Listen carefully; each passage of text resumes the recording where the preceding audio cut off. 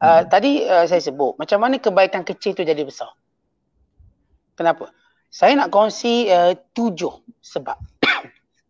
Walaupun saya tak kata 7 je, puluhan. Tapi 7 ni yang memang zahir.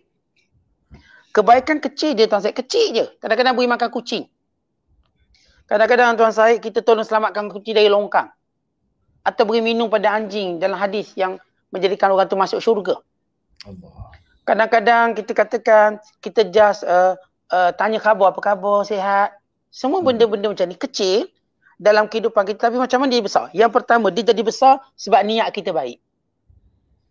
Kata Abdullah Mubarak, rubba amalin saghirin tu'azzimuhu niyyatu wa rubba amalin kabir tusaghiruhu niyyatu. Allah. Banyak amalan kecil jadi besar sebab niat kita baik. Dan banyak amalan besar jadi kecil sebab niat kita tak baik. Bila niat kita baik, kita tengok seorang makcik macam susah hati, kita pun, Assalamualaikum makcik, apa khabar? Untuk tenangkan dia. Besarnya pahala kita. Kadang-kadang untuk gembirakan dia. Jadi bila niat kita, saya baca dalam kitab Mukasyafatul Qulub, dalam bab sedekah Tuan Syed, menarik.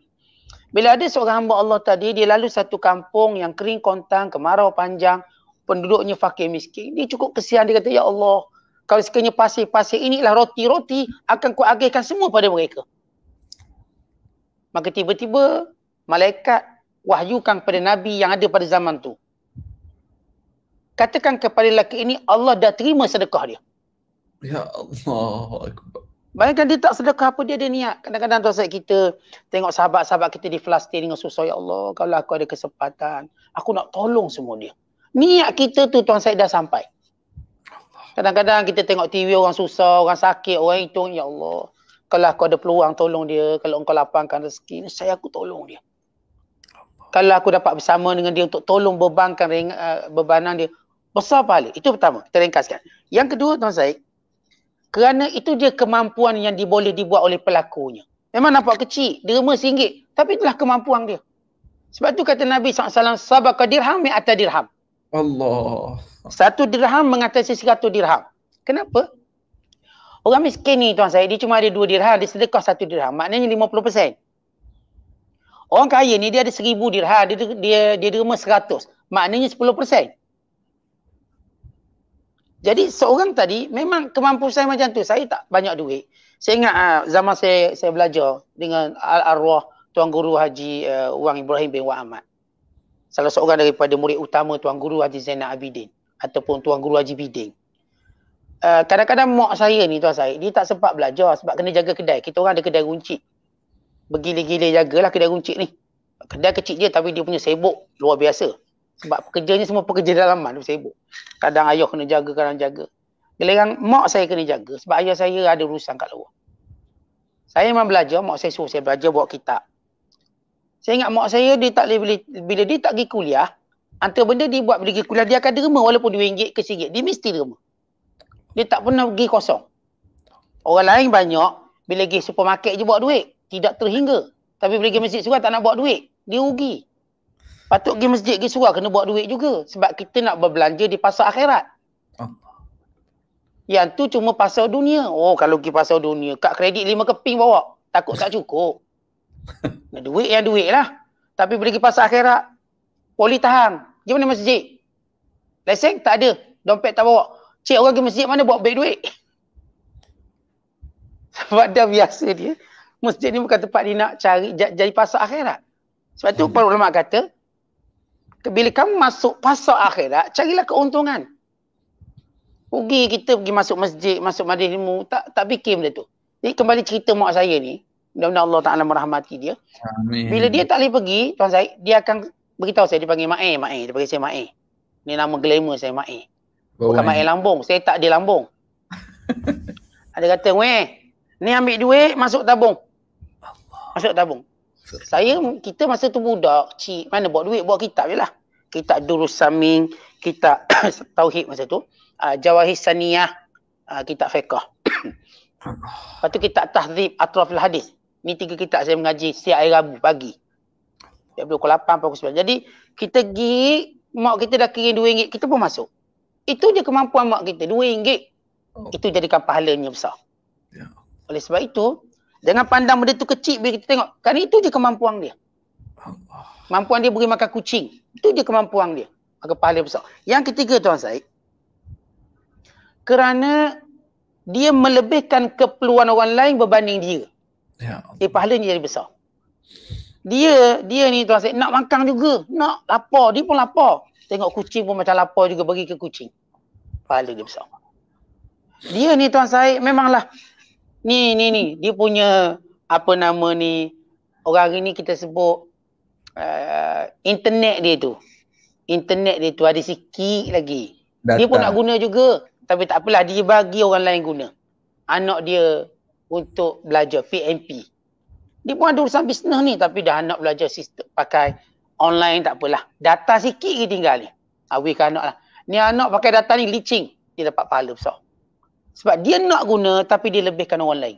Anak dia ke, isteri dia ke, kawan-kawan dia ke, apa je. Dia ada RM50, dia pun nak guna, nak isi minyak ni. Tapi tengok orang lain perlukan dia bagi. Walau kecil. Tapi pahalanya besar. Sebab Allah sebut dalam Quran, wa yu'thiruna ala anfusihim walau kana bihim khasasah. Mereka mendahulukan orang lain walaupun mereka perlukan. Athara ala nafsihi. Mereka melebihkan orang lain berbanding dirinya. Dan yang keempat Tuan Syed, kerana orang yang kita tolong tadi, dia amat perlu dengan benda tu.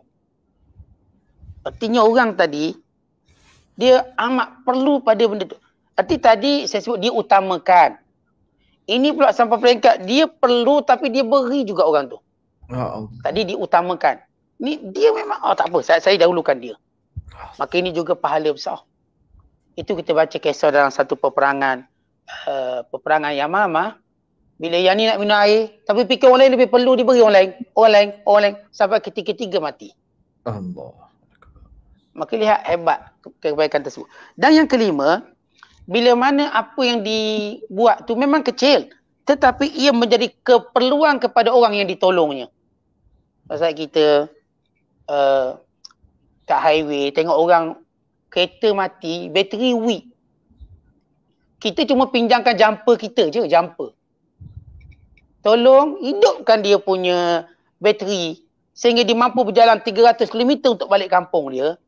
Kecil amalan tadi, tapi orang yang kita tolong perlu benda tu. Perlu sangat-sangat menjadikan pahala dia besar. Yang saya bagi contoh tadi, tolong jumper bateri orang je. Kecil. Kita nampak kecil. Alah kecil jumper. Kita pun jumper dah 5 tahun beli ni. 5 tahun. Tapi dengan sebab kita dapat hidupkan kereta orang tu, dia boleh balik kampung di 300 km. Bayangkan keperluan orang tu.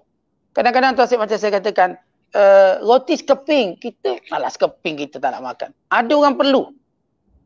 Dia lama tak makan dengan sebab dia makan roti tu sekeping. Maka luar biasa. Dan yang keenam, yang jadikan dia besar, sebab yang memerlukan itu kaum kerabat kita. Kan Nabi SAW dah kata kalau kita derma ke kaum kerabat dapat 2 pahala. Antaranya pahala kerabat tu sendiri. Sebab itu benda-benda berkait kaum kerabat atau berkait dengan keperluan orang dekat-dekat kita ni tuan-tuan Syed. Jadi pahalanya besar. Bini kita ke, anak kita ke, jadi besar pahala dia. Dan yang ketujuh, kerana zaman itu, tempat itu memang perlukan benda tu. Contoh zaman sekarang, tuan saya tengok, orang perlukan apa sekarang? Panda, food panda orang perlukan. Tak kira siapa sebab tak boleh rentas negeri, tak boleh rentas daerah. Zaman ni begitu cerita dia.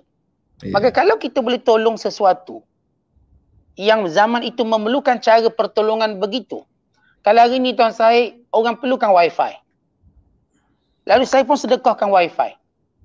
Siapa nak guna wifi percuma. Perlu orang. Di kampung-kampung, ramai anak-anak. Tablet ada, internet pula tak ada. Saya buat satu wifi, satu kampung boleh buat, guna. Wifi tu perlu, dia dah macam nyawa. Hari ni kalau orang tak ada duit, dia okey lagi. Tak ada wifi, masalah. Kalau boleh tolonglah pinjam password sekejap. Password, dia nak password sekejap. Itu nilai dia besar sebab nak hantar WhatsApp ke isteri itu dan ini. Situasi hari ini, kita dapati jaringan internet itu sepenting macam makan dan minum. Sebab semua guna benda tu hari ini. Kita pula duit pakai transport online. Tuan-tuan saya kan transport online. Tak ada wifi, tak ada internet, mati kita. Jadi benda tu nampak kecil, tapi pada zaman itu, pada waktu itu, ia keperluan asas. Sebab itu kita, Tuan Syed, bila kita nak buat baik, bukan sekadar kerana semangat kita buat baik ilmu, tapi kita juga belajar ilmu waqi'. Ilmu waqi'. Ilmu semasa kebaikan yang paling menyeluruh. Yang benda ni orang kaya pun nak, bukan kata orang miskin je, Tuan Syed. Orang kaya pun nak kebaikan menyeluruh. Jadi secara kesimpulannya, ini antara 7 perkara yang jadikan kebaikan kecil jadi besar. Bahkan banyak lagi sebab, saya tak sebut semua sebab, untuk memberi kita suatu motivasi. Jangan perkecilkan kebaikan-kebaikan. Walau bagaimanapun kita pandang kecil, kerana mungkin hari ini kita tengok kecil, suatu hari nanti manfaatnya kita nampak Masya Allah. Pahalanya berjalan. Kadang-kadang Tuan Syed, kita tanam pokok kat luar, kita pun tak peduli buah dia, tapi yang mengambil manfaat binatang-binatang yang pahalanya kita dapat. Yang ambil manfaat ramai orang-orang lain. Ada seorang wali Allah cerita, Tuan Syed, dia ni suka nganyam. Dia menganyam bakul, tapi dia tak, dia suka nganyam, lepas tu dia kurang hanyut ke air. Dia, dia suka ambil dia macam pokok, kita sebut macam, zaman ni macam pokok kurma lah, pokok tadi, dia suka hanyutkan ke air, hanyut. Dan orang, di sana orang ambil dia tu untuk dianyam jadi bakul. Sehingga satu hari, orang miskin ni, nampak tak ada dah daun yang dihanyutkan. Tulang wali ni dia berjalan, dia tengok ada orang miskin sedih. Kenapa orang sedih? Setiap hari saya pergi ke sungai, ada orang hanyutkan daun, saya ambil, saya anyam, saya jual RM5, boleh beri makan anak bini saya. Hari ni tak ada dah. Namanya Imam Al-Khassaf. Dia kata, iya ke? Dia tak tahu itu kebaikan. Dia balik sebelum tempat dia, kerjanya yang terhanyutkan dia punya dahang tu. Kan ada orang ambil manfaat. Kadang-kadang kita tak sedar, Tuan Syed, kita buang almari buruk kita tu, ada orang ambil manfaat. Kita nampak macam nak buang dah, tak ada orang. Dia rasa Masya Allah, dapat tidur lena anak saya Ustaz, ambil katil Ustaz buang tu. Kejut kita, Tuan Syed. Dia ambil manfaat. Kita macam, buang dah lama ni. Ni kalau ikut audit baru dah tak lepas ni, kena tukar baru. Tapi ada orang ambil manfaat, ambil tilam kita, ambil katil kita, dan mereka lena tidur, seronok tidur. Allahu'alam.